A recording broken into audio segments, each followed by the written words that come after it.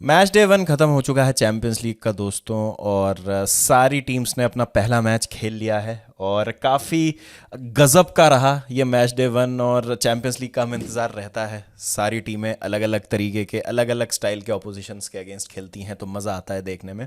Barcelona ने हरा दिया है न्यूकासल को, 2-1 से जीत लिया है बार्सिलोना ने अपना पहला मैच। मैन सिटी ने एक जीत दर्ज की नापोली पे 2-0 से। तो इन दो मैचेस की बात करना चाहूँगा मैं। कुछ इंडिविजुअल रिकॉर्ड्स भी टूट चुके हैं, उनकी बात करूँगा मैं। पहले बात कर लेते हैं बार्सिलोना और न्यूकासल की। तो एक काफ़ी अच्छी परफॉर्मेंस बारसा की, जहाँ पर हमने देखा कि मार्कस रैशफर्ड आज डिफरेंस मेकर रहे। 2 गोल्स उन्होंने स्कोर किए, दूसरा गोल तो उसमें बहुत ही ज़बरदस्त था। एक बैंगर ही मार दिया उन्होंने from outside of the box, edge of the box से आप कह सकते हैं। गेम की शुरुआत हुई तो आई वुड से कि पहले 10-15 मिनट काफ़ी हाई इंटेंसिटी थी न्यूकासल की। और ये ना एक चीज़ है न्यूकासल की, एक मतलब आप देखेंगे पैटर्न रहता है उनकी परफॉर्मेंस में। सेंट जेम्स पार्क आप जाएंगे, बहुत हॉस्टाइल एनवायरनमेंट होता है, very difficult place to visit. मैं ला लीगा फैंस को बताना चाहता हूँ जो शायद नहीं देखते होंगे प्रीमियर लीग इतना, या न्यूकासल के मैचेस नहीं उन्होंने फॉलो किए होंगे, तो मैं आपको बता देता हूँ कि सेंट जेम्स पार्क जो है वो काफ़ी ज़्यादा मुश्किल जगह होती है जब आप वहाँ जाते हैं ना। क्राउड बहुत हॉस्टाइल होता है, प्लेयर्स जो हैं उनको पता है किस तरह से खेलना है, हमारा पिच है, something about that ground is of. मुझे पता नहीं लगता है कि मतलब वहाँ पे कोई भी टीम जीत के आ रही है ना तो बहुत अच्छा कर रही है, तभी वो जीत रही है, भले ही न्यूकासल कैसा भी खेल रही हो। और एक उनकी मिडफील्ड है भाई, वो उसको मारपीट के अलावा कुछ नहीं आता। टेक्निकल एबिलिटी है थोड़ी बहुत, बट मारपीट करते हैं ये लोग। इनको ना ज़्यादा फुटबॉल खेलने से मतलब नहीं, इनको ये है कि भाई आओ तुम्हें उठा के पटक देंगे, तुम अपनी जो भी टेक्निकल एबिलिटी है ना उसको अपने पास रखो। उस सब में अगर इन्होंने गोल मार दिया पहले 10-15 मिनट में, तो फिर इनके पास क्या डिफेंस है। डैन बर्न है, फाबियन शार है, लिवरामेंटो वगैरह हैं। उसमें फिर आप ब्रूनो गुमारिश डाल दीजिए, जो लिंटन डाल दीजिए, पीछे सैंड्रो टोनाली आके मदद करते हैं इनकी। तो ये लोग ना फिर मिलके बचा लेते हैं, ये मिलके फिर सी आउट कर लेते हैं, इरिटेट करते हैं आपको, और फिर सिट बैक करके आपको ये हाउंड करेंगे। और फिर काउंटर पे जो रनर्स हैं इनके पास, और स्पेशली अगेंस्ट बार्सिलोना जैसी टीम जो हाईलाइन खेलती हैं, तो एलंगा हो गए, गॉर्डन हो गए, हार्वी बांस हो गए, उनसे हर्ट करने की आपको कोशिश करेंगे। ये इनका गेम प्लान रहता है। तो आई थिंक बारसा ने वो जो शुरू के 10 से 15 मिनट थे ना, वो जो स्टॉर्म था वो आपने वेदर कर लिया। उसके बाद तो I think it was a proper 50-50 game. बस वो जो शुरू के 10 1 मिनट थे वो मुझे लगा कि न्यू कासल का थोड़ा सा पल्ला भारी है। एक अच्छा चांस भी मिला था जहाँ पे कटबैक की थी आई थिंक एलंगा ने, और एंथनी गॉर्डन अगर कांटेक्ट होता उनका बॉल पे, बिल्कुल मिस कर दिया उन्होंने वो चांस वहाँ पे। तो may be just may be हो सकता है कि एक चांस बनता अच्छा न्यूकासल के लिए गोल स्कोर करने का। एक और चांस था हार्वी बांस के पास, जो जोआन गार्सिया ने सेव किया था। बट उसके अलावा आई वुड से कि बारसा डिड रियली वेल। जो भी आज बारसा का प्लान था वर्क किया for the most part in the first half. एक चीज़ जो मुझे लग रही थी, बारसा थोड़ा सा आई वुड से हड़बड़ा रही थी इन द फाइनल थर्ड, और वो एक थ्रू बॉल और एक वो फाइनल पास या वो फाइनल डिसीजन था ना, वो सही नहीं हो पा रहा था उनसे। तो एक जो चीज़ अच्छी की बारसा ने सेकंड हाफ में, वो ये था कि टेम्पो थोड़ा सा स्लो कर दिया, कि थोड़ा सा देखते हैं भाई न्यूकासल क्या करती है, इतना ना हमें तेज चलाने की ज़रूरत नहीं है बॉल, थोड़ा सा let's take our time, let's see what they are up to. और वही हुआ। और उसके बाद क्या हुआ कि एक लैप्स इन कॉन्सेंट्रेशन होता है फाबियन शार का, अच्छा क्रॉस डालते हैं कुंडे अंदर, और बहुत ही बढ़िया फिनिश वहाँ मार्कस रैशफोर्ड की। और सेकंड गोल थोड़ी देर बाद ही मार दिया। उसके बाद तो बैंगर था, इंडिविजुअल क्वालिटी थी।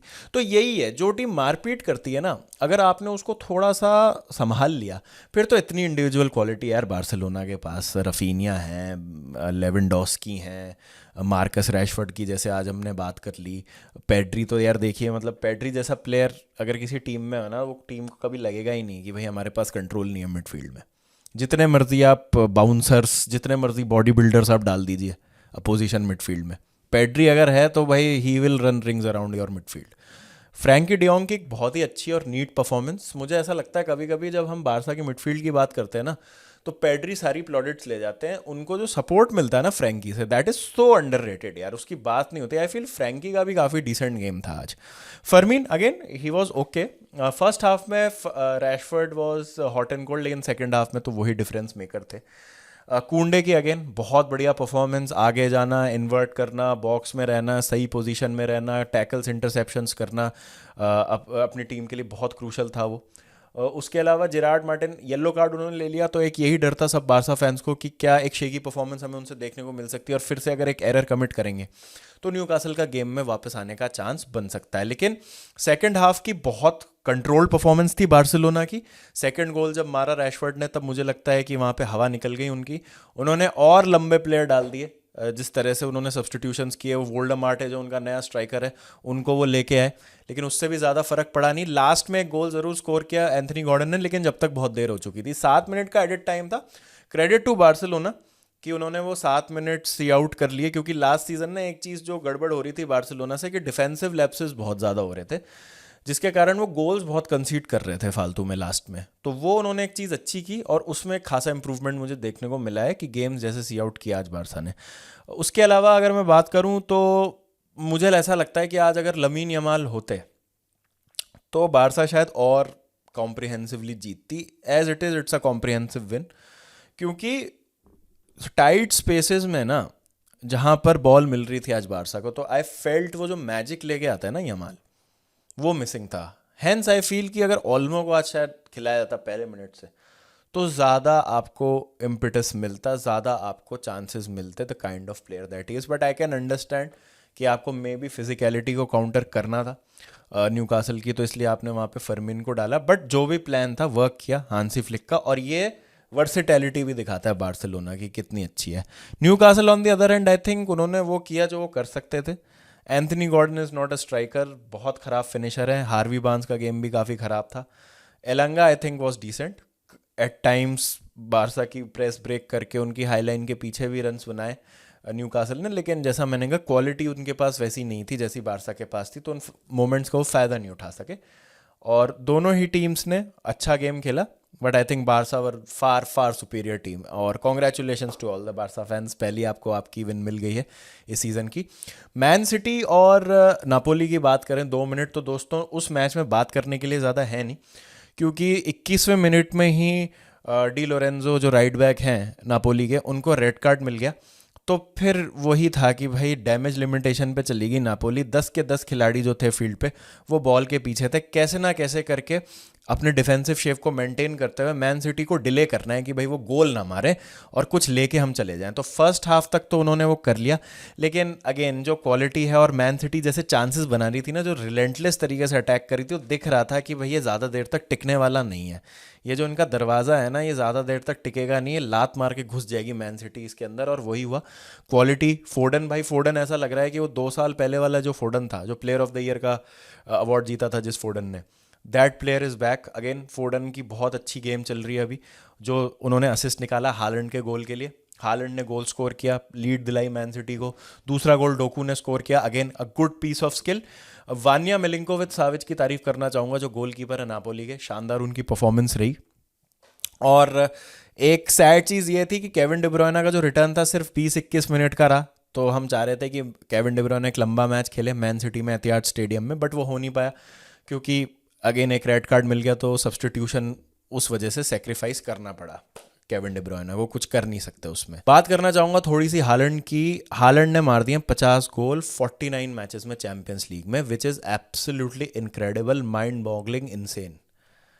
कोई भी प्लेयर है उसने जल्दी 50 गोल नहीं मारे हैं अर्लिंग हालैंड से। जो लास्ट प्लेयर थे जिन्होंने क्विकेस्ट 50 गोल्स मारे थे चैंपियंस लीग में, वो थे रूड वैन निस्टेलरॉय, जिन्होंने 62 अपीयरेंसेस में ये कारनामा करके दिखाया था। और हालैंड ने 13 अपीयरेंसेस कम में ऑब्लिटरेट कर दिया, बिल्कुल तोड़ दिया, वो रिकॉर्ड तोड़ के फेंक दिया 49 अपीयरेंसेस में। तो Holland is averaging more than goal a game, एक गोल से ज़्यादा का एवरेज है पर गेम का हालैंड का चैंपियंस लीग में। ये कोई आपकी फालतू की डोमेस्टिक लीग नहीं है, ये कोई आपकी कोई साइप्रस की लीग, या कोई एस्टोनिया की लीग, नॉर्वे की लीग, या कोई lower level of European football नहीं है ये, जहाँ पे मैन सिटी गलती से खेल रही है इस सीज़न की। लास्ट सीज़न 6-7 फिनिश किया था, और कॉन्फ्रेंस लीग या यूरोपा लीग में खेल रहे हैं, हालैंड स्टैट पैड कर रहे हैं। 50 गोल मारना चैंपियंस लीग में बहुत बड़ी बात है दोस्तों, and that too in quickest time. तो मतलब ये तो कोई इसमें आर्ग्यूमेंट वाली बात ही नहीं है कि हालैंड का लेवल क्या है, and he is amongst the best player in the world and definitely the best striker around अभी। तो भाई गजब गजब का परफॉर्मेंस हालैंड का अभी तक, और good start for Man City as well. तो आपकी क्या राय है इन दोनों मैचेस के बारे में? फ्रैंकफर्ट ने हरा दिया गैलाटासराय को 5-1, और कायरात हार गई स्पोर्टिंग से 4-1। तो ये दो चीज़ें थी जो और मैचेस में हुई। और बाकी आपकी क्या राय है ओवरऑल मैच डे वन में? क्या लगा आपको, पूरा बताइए, क्या फीलिंग आ रही है आपको टीम से पहला मैच देख के, या is it too early to जज एनीवन, ये भी मुझे बताइएगा। चलिए फिर मिलते हैं आपसे, ध्यान रखिए जब तक अपना, टेक केयर एंड पीस।